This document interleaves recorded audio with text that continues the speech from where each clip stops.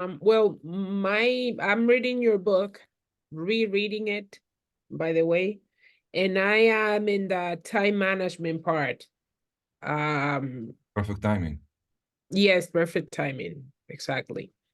Okay. And what I you said something there that it's very real. It's like the by me prioritizing, defining what I need to prioritize.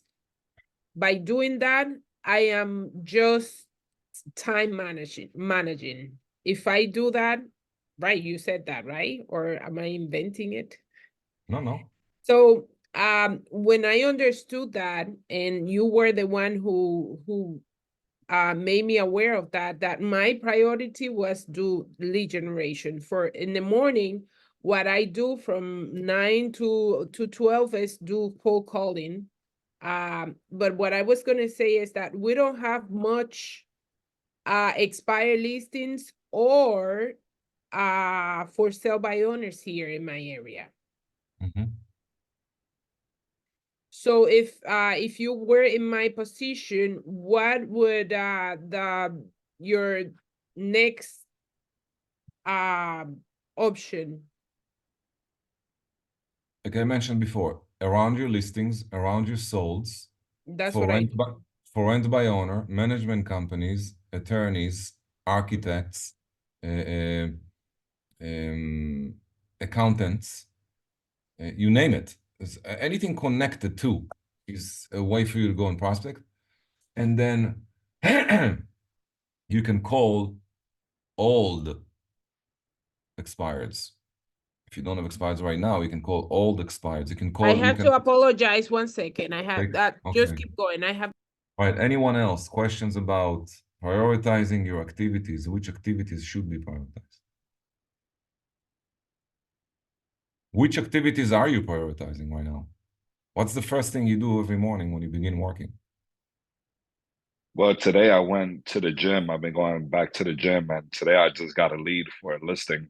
And that's just, working out with people that I know and just talking about real estate. And today the guy was like, "Hey, I got a listing for you." So that was, aligned with what you were saying.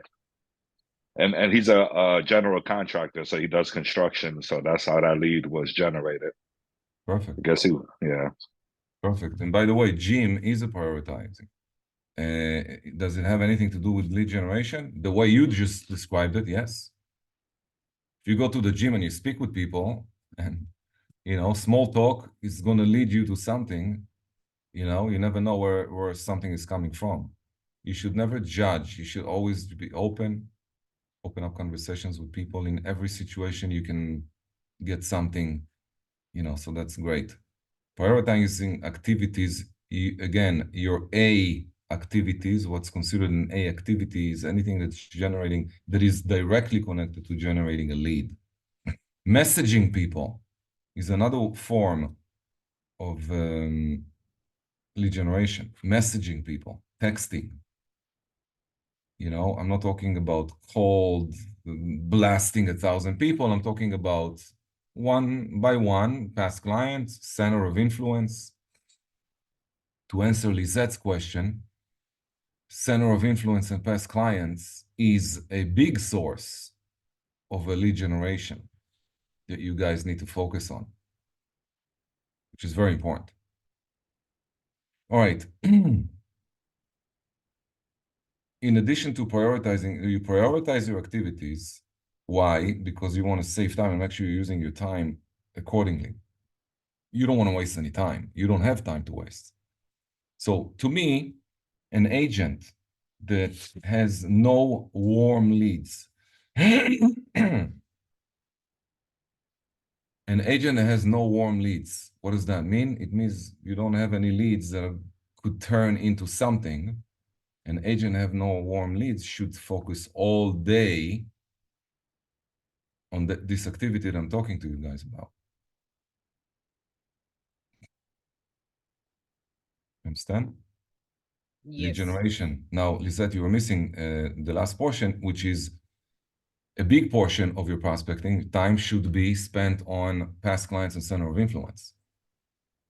That's where a lot of your business is going to come from. Yes, I'm So aware.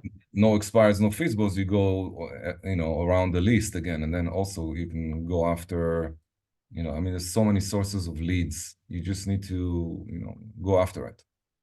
It's just that for real, I don't mind doing the phone calls, but it's the pickup rate, it's very, very low. Very low. Um, and I have tried different strategy to make it work, but it's not as effective as it should be for me right now.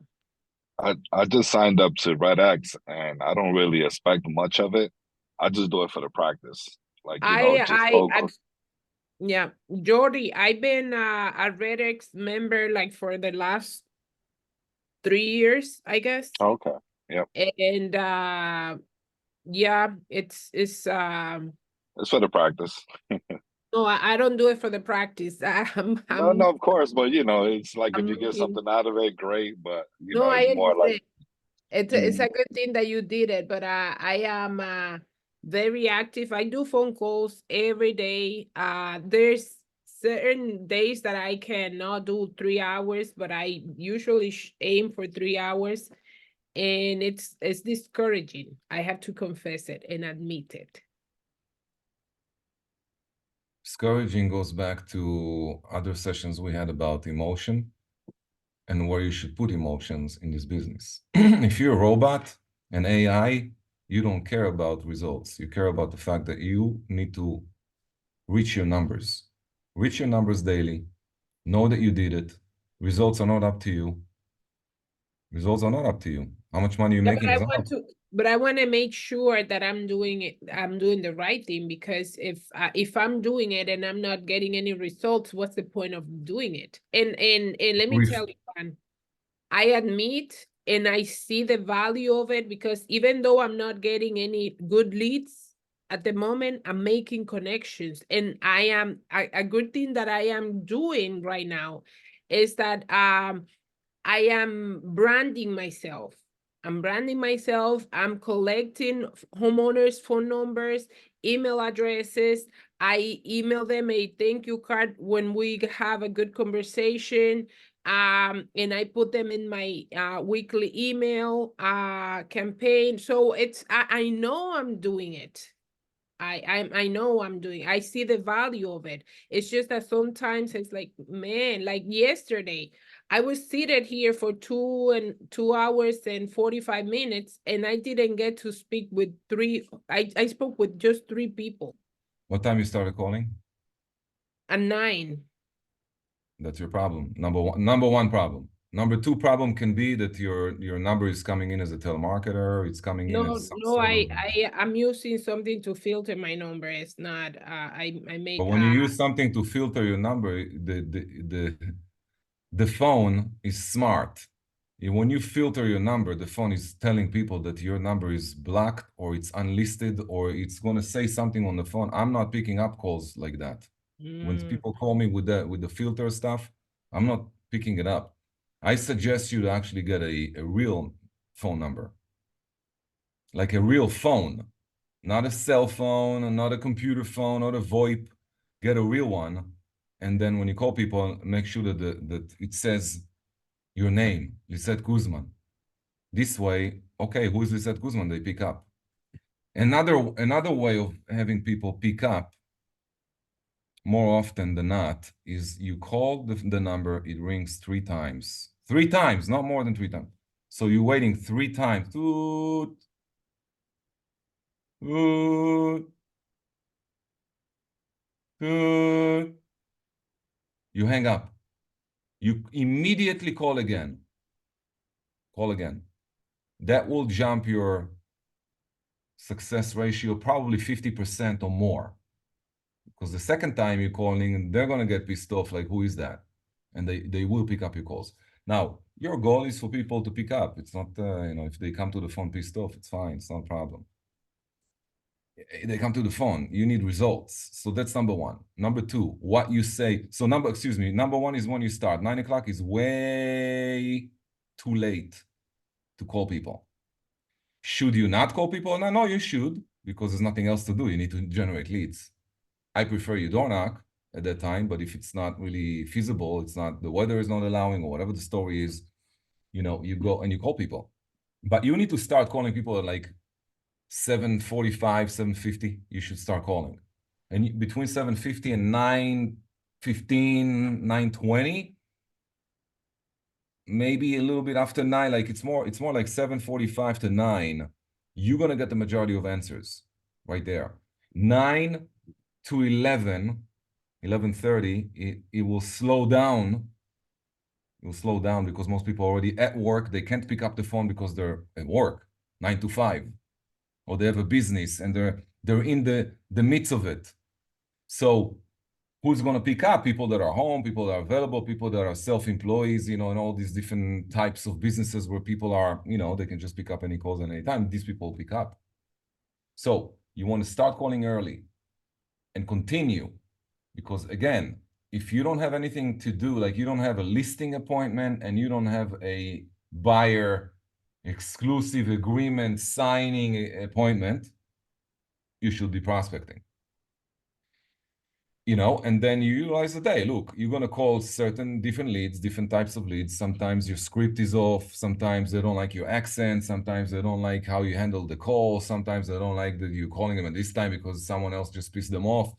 It could be, there's so many layers and reasons why people don't pick up or why they don't go with the flow when you are calling them. That's why I'm saying you need to be relaxed. You need to be completely detached with your emotions. You need to be focused on helping people. And when you call them, let them know that you're calling to help. You know, that has to be part of your script. And you need to be scripted, and you need to obviously role play your script and get good at it. You should also get good at handling objections, because people will throw objections at you. If you get good at handling objections, you get better results.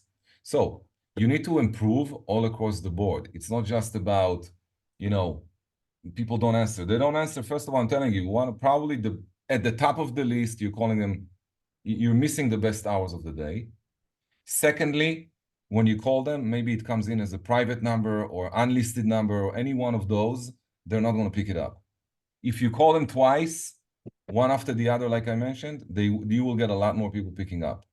Okay? Then you need to know what to say and say something interesting to keep them on the phone, have them converse with you, ask some questions. And then you need to do follow-up on the leads that you are creating. So you need to go into it chill. Like, don't go stressed, don't go with anxiety, you know, I'm calling people, oh my God. Don't do that. Chill and get comfortable. You just need to make some contacts. It's people. Just calling people. You know what I mean? Like, and if you're calling with purpose, like calling around your listings and solds, calling your center of influence and past clients, all of these people should pick up all your calls. You know, or return your calls. You're calling, prioritizing that. Yeah. I have a question regarding follow-up. What do you think the healthy gap between a prospect you talk to, you did a really great conversation with, you present yourself, you made a plan, you figure out all the reasons they want to sell their house, when they want to sell their house. So there is a follow-up where they either disappear, they would like they don't pick up the phone anymore. And then, you know, you don't want to like call them every day because kind of like just maybe piss them off or show them that you're desperate for the listing, or where do you think is the healthy gap between First a of follow-up? all, Either even people with appointments that I have people that I met last week. I gave them my business card, I showed them the CMA, everything. Now they either ask their wife or either they're cooking with the decision of what to do with the house. But where do you think is the healthy timing to First get of back all, to them? again, you're talking prioritizing activities. Now we're talking about prioritizing follow-ups. It has to make sense. The first problem that I hear about what you said was when people ghost you. If people are ghosting you, you did something wrong. Otherwise, they don't ghost you. So you did something wrong. Or you did too much follow-up, or you were too strong, or you were, or they're not ready and they don't feel comfortable telling you, so just ghosting you. It's easy to ghost people. And then to be in some sort of a confrontational situation. So most people would ghost you not because, and you need to remember, it has nothing to do with you. Something in what you said made them feel that you are serious about them listing and they're not there yet. So therefore there is a gap between you and them. So you need to discover why they're ghosting you. Ghosting you is not a good sign, by the way. If someone's ghosting you, when people ghost me, if I follow up, I just move on. That's my follow-up. I move on. Next. And because I do a lot of contacts, I don't need to cling to one lead and I have to. No, I don't have to. If they ghost you, or they're not interested to sell, or they're not interested to sell it with you, there is some problem. So you can give some space and follow up in a week. If you call them next week and they say, oh, we already listed with someone else, probably they had that someone else in mind already, and they just didn't feel comfortable telling you. So there's a lot of layers. We need to listen to your calls. That's why I'm saying record your phone calls so that you can listen to them for training purposes. Listen to your calls. See what you do wrong.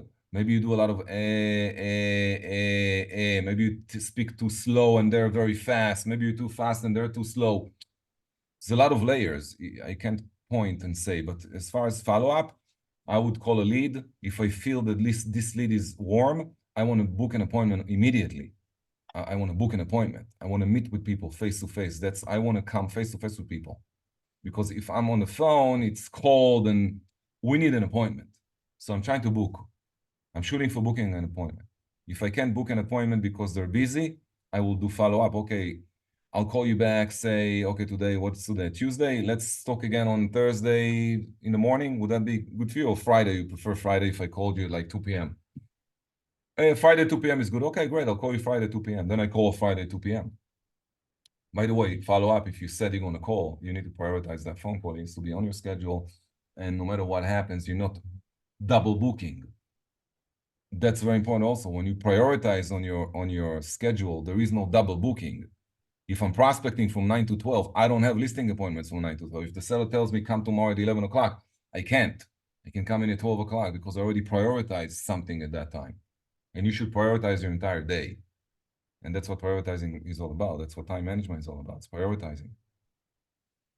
So putting out fires is something that we very easily are pulled into as realtors, and we should stop doing that because that is against prioritizing activities.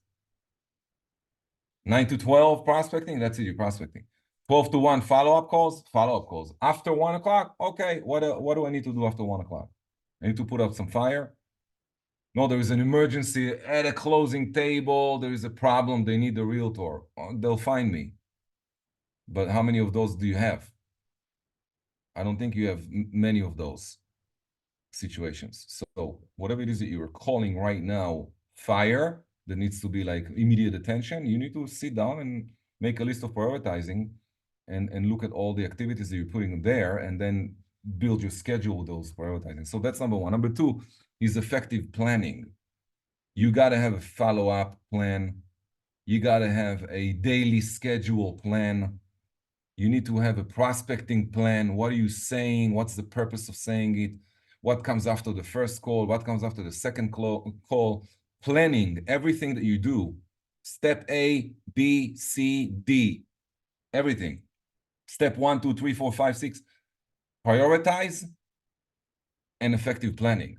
You need to have a business plan. The business plan need to reflect your goals, which needs also to reflect back on your schedule. For example, hey Ron, I want to get 10 listings a year. How many contacts do I need to make every day? Between 10 and 20.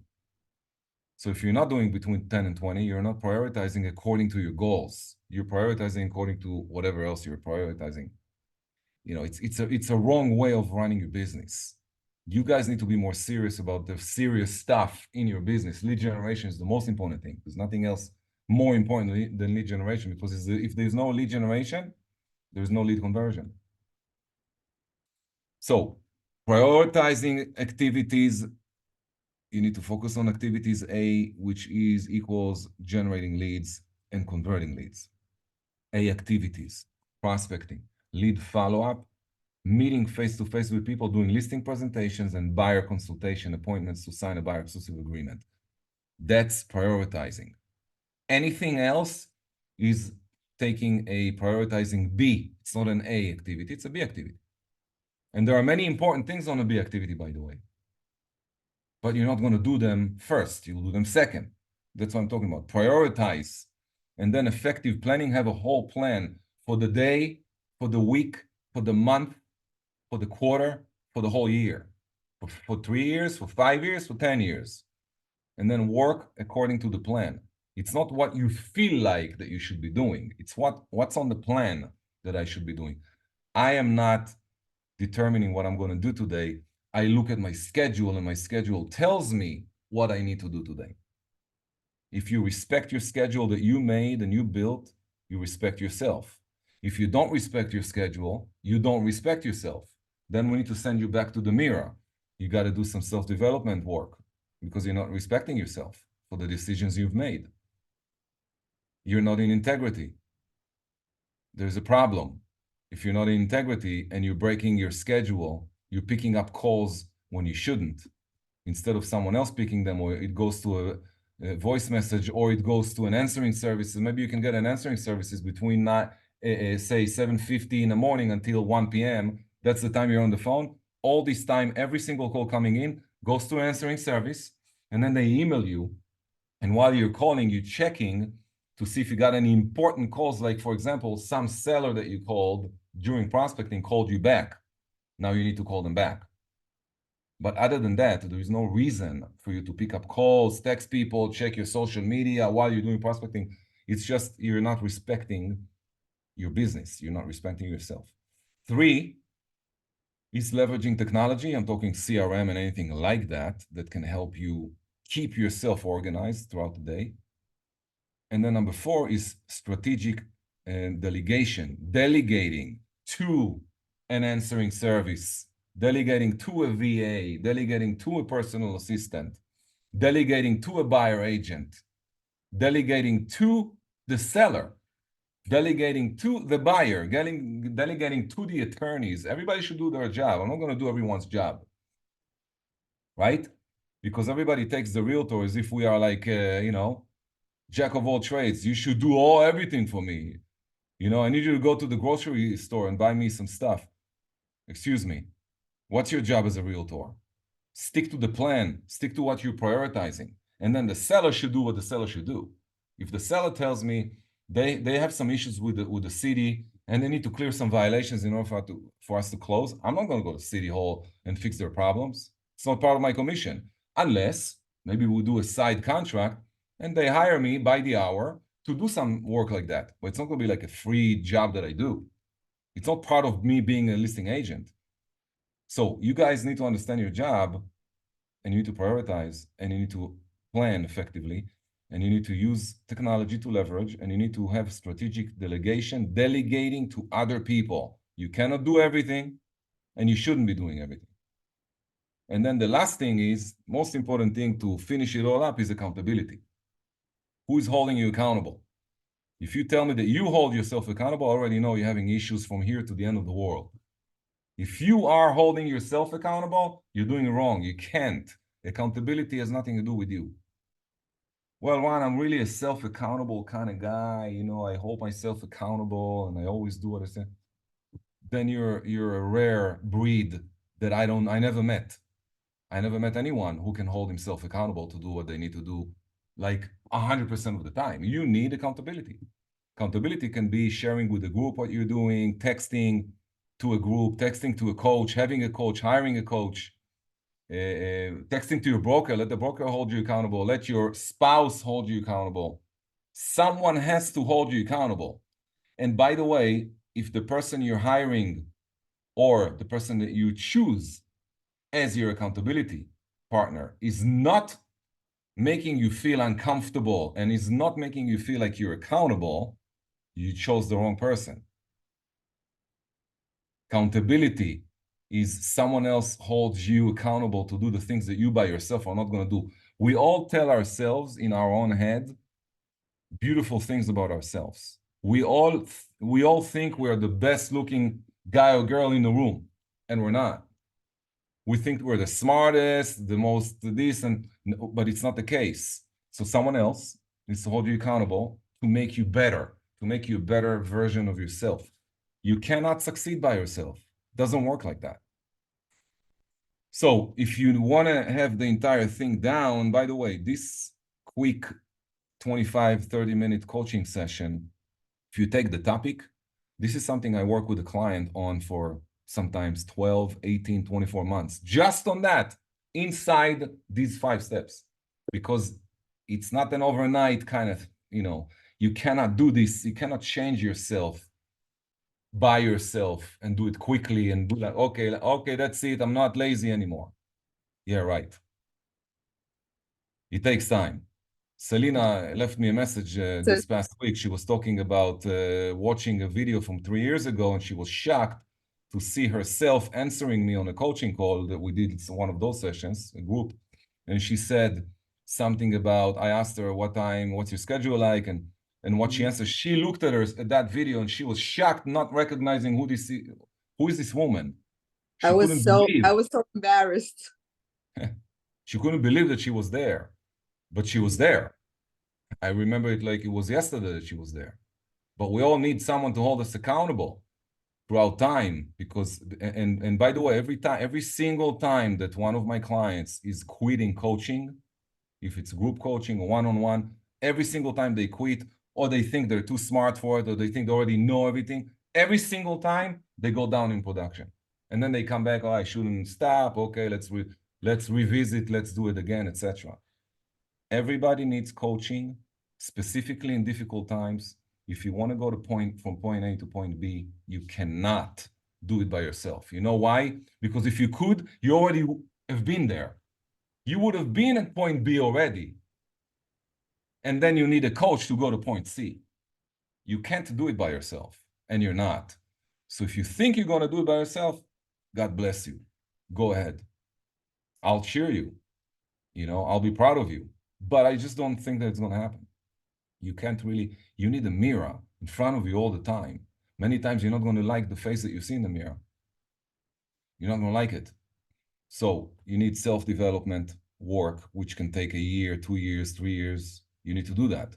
You need time management. You need prioritizing. You need effective planning. You need leveraging technology. Which technology, how to use it. Am I using it? I'm not using it. I'm just paying for it. So what's up? I pay for it, but I'm not using it. So, there's so much going on. We need to put you in a better place. If you do 20% more with an accountability partner, that 20% is not going to look like I made another 20% of my income. It can look like 300%, 500%. Because when you're doing some changes in yourself, the distance in the long term, 12, 18, 24 months, is huge. And that's what Selena was recognizing. The distance between point A and point B, if point A was 3 years ago and point B is where she is right now, it's a huge distance. Physically, emotionally, spiritually, business-wise, you name it. And why is that? Because it takes time. It takes time. We're humans. It takes time. It's not easy to change. We already have built-in mechanisms, automations. We react all day long to stuff that's coming at us instead of responding. Wait, hold on, give it time. You're pissed off, you're excited, your emotions, let it settle. Wait 24 hours, 48 hours, 72 hours. Then let's talk about making decisions, which decisions to make. Stop acting from anger or from excitement or stop using these emotions like a child. Relax. Your mind needs to control your emotion. It cannot be the other way around. You see how much stuff I'm just putting into like a 5 minute? All of that, it takes time to work on it.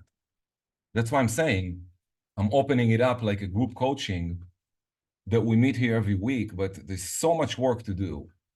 And you're not going to be able to do it in a group. You guys need more than that, in my opinion. In my opinion. I'm going to tell you quickly what it means to do one-on-one. We have a few options for one-on-one. We have what we call a la carte, that you can actually pay for an hour of coaching or half an hour of coaching. Anybody can do that anytime. You can buy like a package of 5 calls and then schedule them like every 2 weeks or every week or every month, whatever you want. Some people do that because they have, for example, they're changing a market and they need some guidelines to, but the serious accountability needs to happen like weekly. So the weekly is the gold, and it's gonna cost you about a deal a year in your market, about a deal. Like it's almost like 10K. Okay, that's the gold. And then you have the silver, which is half the price, and that's every 2 weeks you have one-on-one call. And then there is also pay, coach now, pay later, where you're making a commitment on a contract that you're going to pay from the next 2 upcoming closings. You sign it, your broker of record signs it, so everybody knows, holding you accountable to pay. And then me and you, we go into a weekly coaching. It's the gold program on a pay later kind of a deal. And then you're in that situation where I'm in your face every week, and I'll be in your face. That's my job. I'll be in your face. But I promise you, whichever work we do, if it's self-development, if it's buying, flipping, or if it's becoming a listing agent, or you name it, any kind of work that we can work on, you will be way better off a year from now than you are without a coach. And I think it's worth the deal. I mean, to me, it's ridiculous that people don't hire a coach. It's a deal. You do a deal a year and you give it to your coach. And then trust me, if you follow your coach and you're not doing more than 1 deal, you hired the wrong coach. If you hire the coach and he didn't cause you to do at least more than 1, like at least 2 deals, you hired the wrong coach. Or you were not ready for coaching, or you didn't make the commitment, etc. But accountability, guys, is the most important thing in this entire thing that you're looking at right here. Now, meeting here every week is also accountability. You have to be here every week at 9 o'clock. You have to listen. You have to write down. You have to go and do the work yourself. That's also part of coaching. And I think it can provide you with a lot of power, you know, versus no coaching at all. You have no coaching at all. And then you have your group weekly, which is, by the way, group weekly is a lot. And I'm not spending half an hour with you here. Sometimes we do an hour. Sometimes we do longer. So think about it. Digest it. You can reach out to me. You know how to reach out to me. And I'll see you next week, same time, same place. Thanks, Ron. Thank you for your time. Thank you for being here. Thank you, Ron.